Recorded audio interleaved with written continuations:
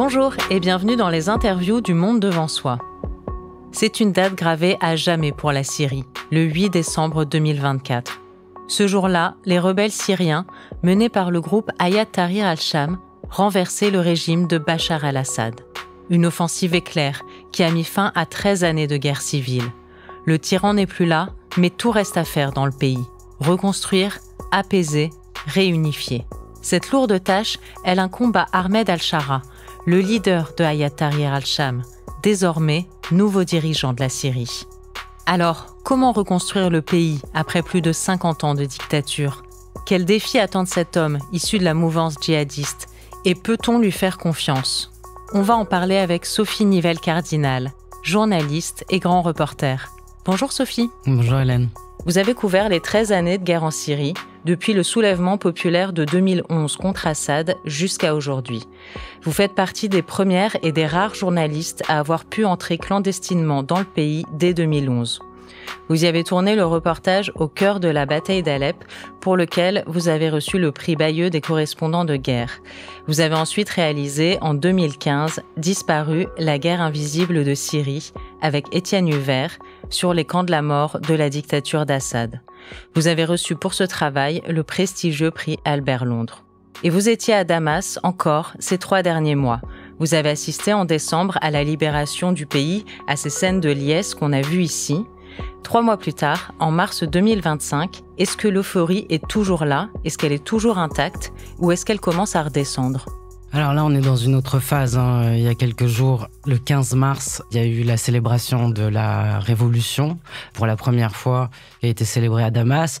Sur la place des Omeyyades, la grande place des Omeyyades à Damas, il y avait du monde, mais beaucoup moins de monde qu'en fait que les premières semaines, où il y a eu beaucoup de rassemblements et de réjouissances, de chants. On est aujourd'hui dans une autre phase, parce que ça fait déjà plus de 3 mois que la dictature s'est terminée. Et puis que les défis sont extrêmement nombreux. En fait, la première semaine après le 8 décembre, on n'était pas dans un moment de joie, on était dans un moment de sidération. Les Syriens avaient du mal à croire que Bachar était parti. Et d'ailleurs, effectivement, il y a eu une offensive, mais qui a duré très peu de temps. Et personne ne croyait que Hayat Tahrir al-Sham, et à l'époque celui qu'on appelait Jolani, c'est son nom de guerre, c'est le nom de guerre d'Ahmed al-Shara, le nouveau président de la Syrie. Eh bien, personne ne croyait que cette offensive allait mener jusqu'à Damas. Donc, même eux ont eu du mal à croire qu'ils prenaient Damas. Et donc, il y avait une sidération parce que pendant toutes ces années de guerre, donc qui a duré très très longtemps, 13 années, c'est très très long. Toutes ces années de guerre, il a été impossible de faire tomber la dictature, malgré le soulèvement populaire, malgré l'insurrection, malgré les combats. Et donc, il y avait cette sidération des Syriens, des Damascènes. Il y avait aussi une sorte de frénésie, c'est-à-dire que le pays a été divisé pendant toutes ces années. Il y a une grande partie de la population qui a été exilée, qui a quitté la Syrie. Il y a des villes qui sont détruites. Et puis, il était impossible aux Syriens de circuler librement. Donc, il y avait une frénésie de voir Damas, d'être à Damas. Donc, il y avait tout le monde qui s'est précipité à Damas. Les exilés, certains ont pu revenir.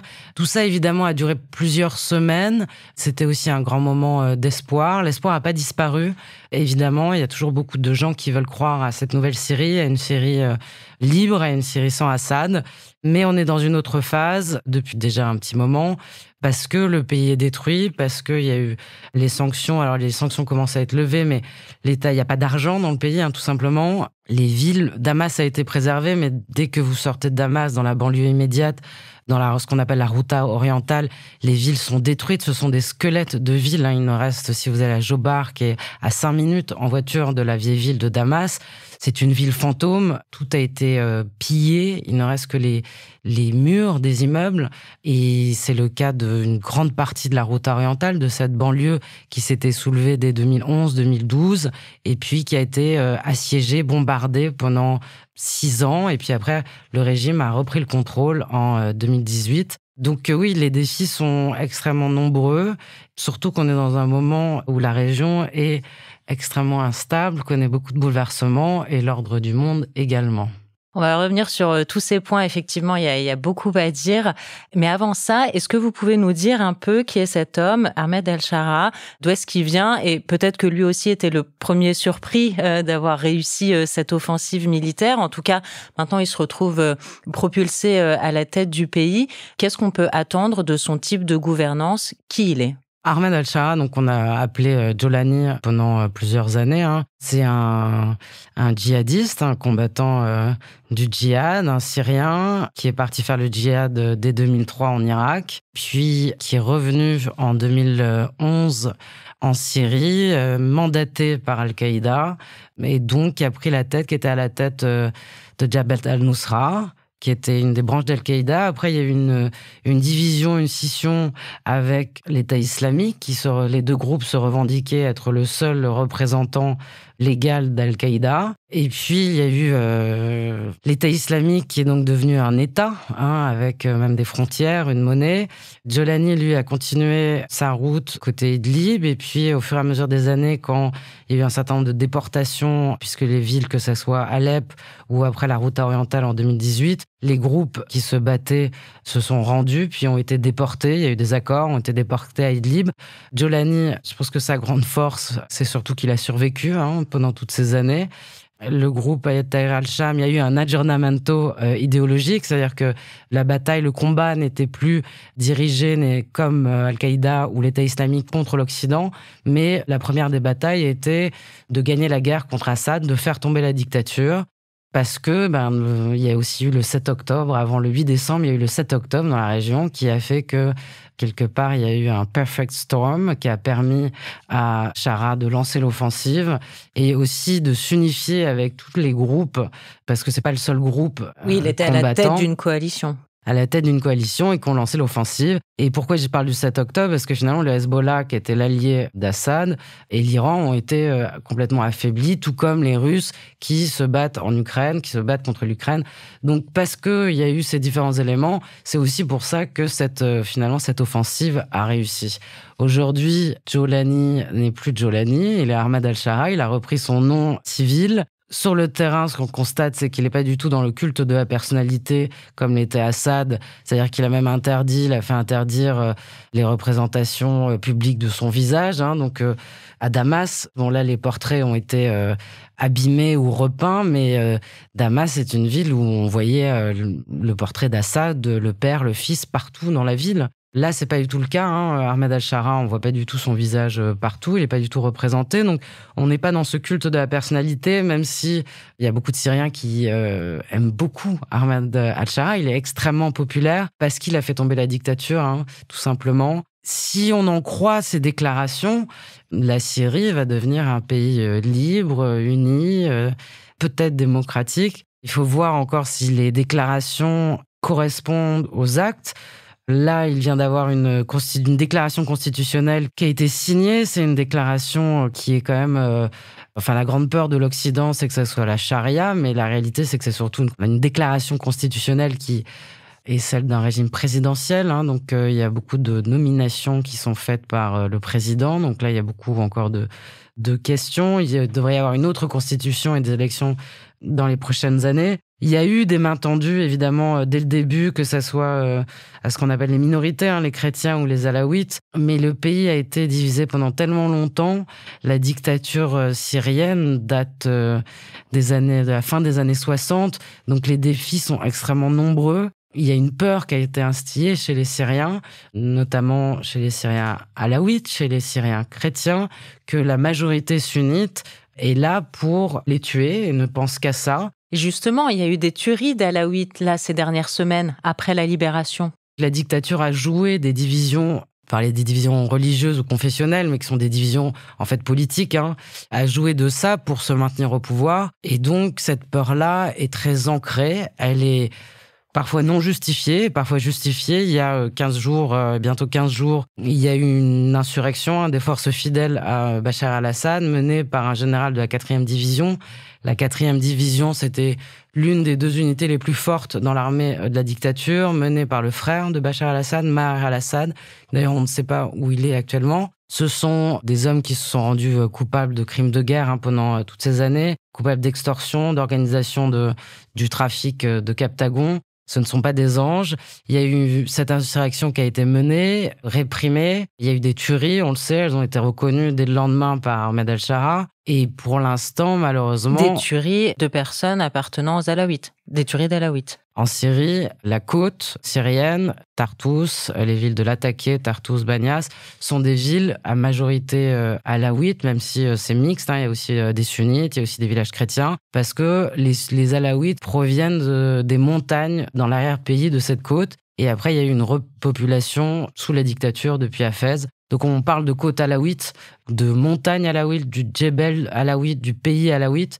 Il y a eu des tueries. Alors oui, on sait qu'il y a eu des tueries par des groupes djihadistes, mais aussi par ce qu'on appelle les foulouls. Mais pour l'instant, en fait, on n'a pas de bilan exact. Il y a eu 24 heures d'une campagne de désinformation extraordinaire. C'était quoi cette désinformation ? Ouais, il y a eu des vidéos, beaucoup de vidéos qui ont circulé, qui sont des vieilles vidéos. Il y a eu des déclarations d'hommes politiques occidentaux parce que je pense à une déclaration de François Fillon, un tweet de François Fillon, il me semble, qui aurait parlé à une religieuse chrétienne qui dénonce des massacres de masse de chrétiens.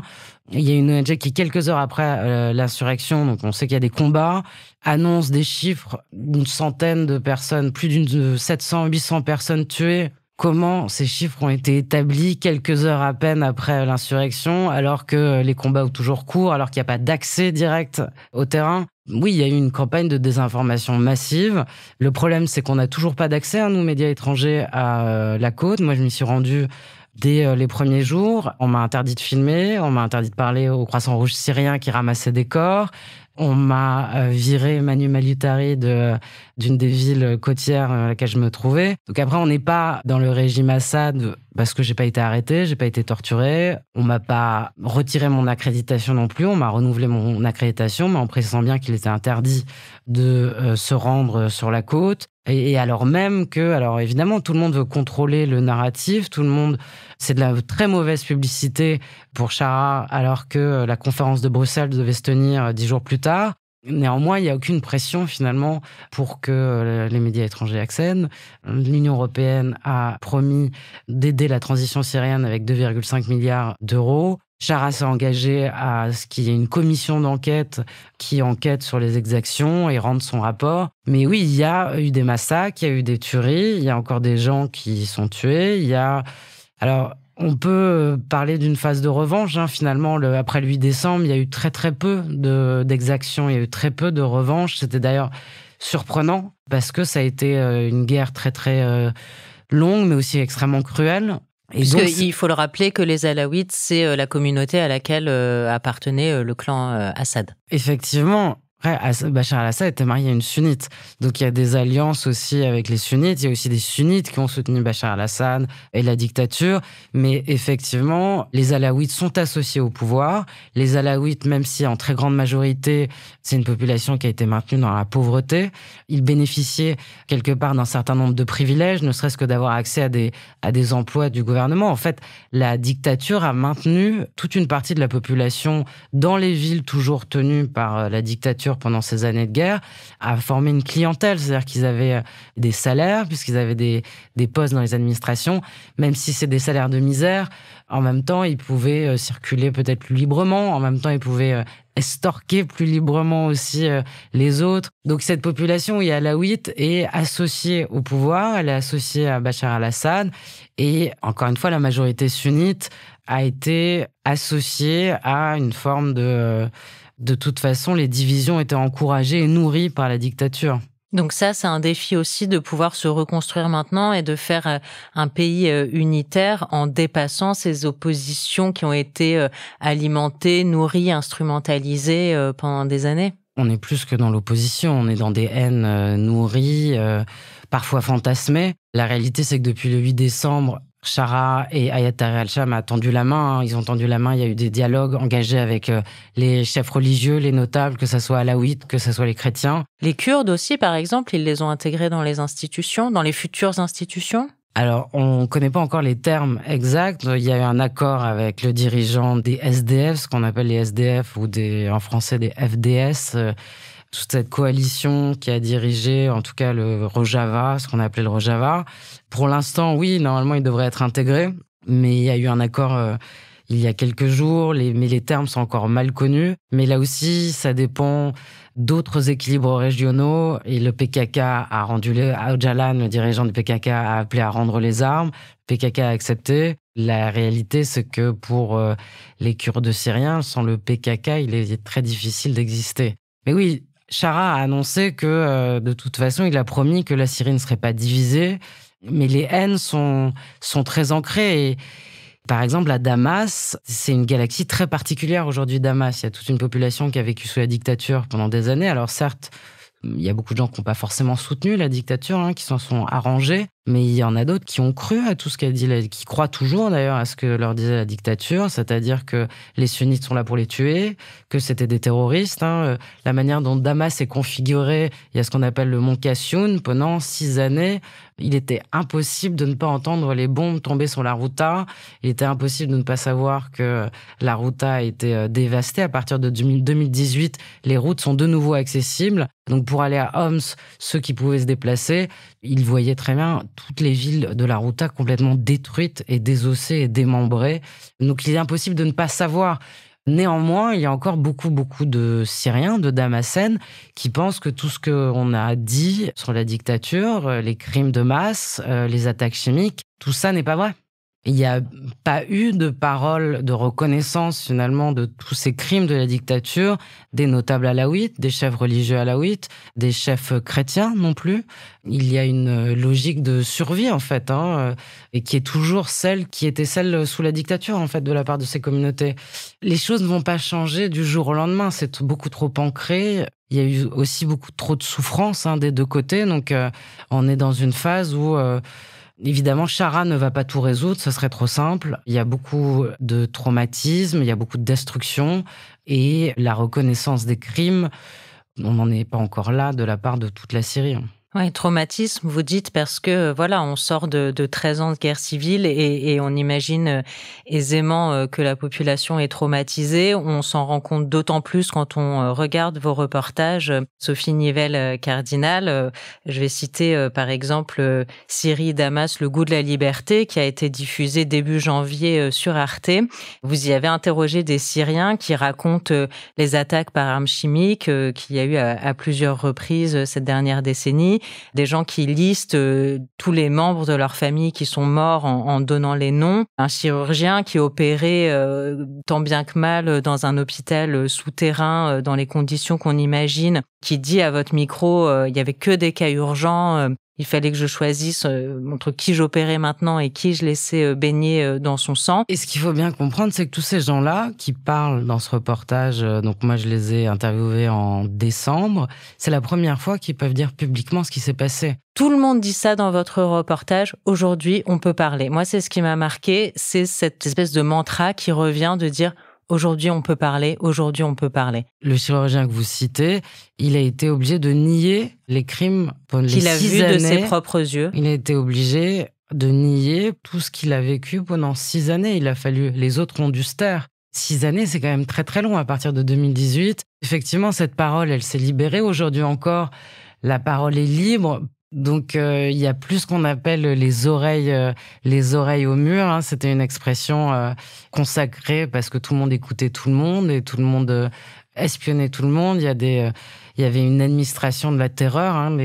Il n'y a aucun doute là-dessus. Il y a dans les bâtiments de la sécurité ou des administrations de l'État policier à Damas, il y a des tonnes de paperasse, des tonnes de rapports. Donc oui, non, c'est une société qui a été extrêmement réprimée. De toute façon, la clé, on le sait, la clé de voûte de la dictature Assad était la violence. Non seulement la surveillance, mais la violence. Donc, il va falloir du temps parce qu'il faut que tous ces gens aussi fassent leur deuil, finalement, de tous leurs morts. Il faut que les victimes soient reconnues. Il faut que cette société se réconcilie avec elle-même.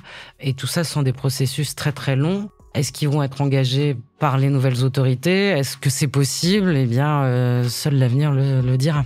Merci beaucoup, Sophie Nivelle-Cardinal, pour cet entretien. Je renvoie nos auditeurs à tous vos reportages qu'on peut trouver sur le site d'Arte et également à votre podcast Désordre extraordinaire au pluriel, dans lequel vous racontez les 10 années de guerre civile syrienne.